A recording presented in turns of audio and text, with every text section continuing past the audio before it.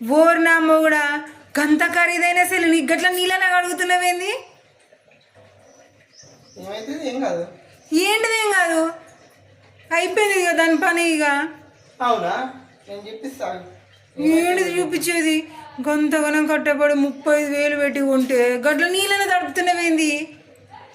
ఇక పోయి ఇక రిపేర్ షాప్ కూరుకుపో, ఇక ఎక్కడున్నా పో, ఇక వేలకు వేలు పట్టుకొని కదా దాని కూడా అంత సీన్ ఏం లేదు. లైట్ వచ్చిందా? లైట్ పోయిందా? పోయింది. లాక్ తిన్నా, లాక్ తీసినా, కెమెరా ఓపెన్ చేసినా, అన్నీ క్లిక్ చేస్తున్నానా మంచిగా. మరి దాని తర్వాత ఇక చూడు ఏం కావాలన్నా కానీ ఓపెన్ చేసుకోవచ్చు. యూట్యూబ్ ఓపెన్ చేసినా వస్తాయి, అన్నీ మంచిగానే ఉంటాయి.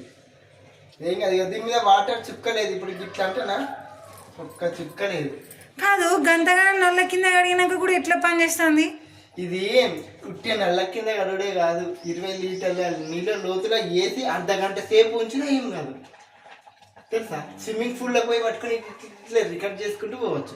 ఇది అండర్ వాటర్ IP65 మొబైల్ అన్నట్టు. ఇది అందుకేనా దీనికి అంత ఖరీదు ఉన్నది? ఇది అంటే ఇది అడ్వెంచర్ సెల్. దుమ్ములు అయినా లేకపోతే అట్లా ఇట్లా అయినా కానీ పట్టుకపోయినా ఏం కదా. అందుకే కదా మనం కొనుక్కుంది.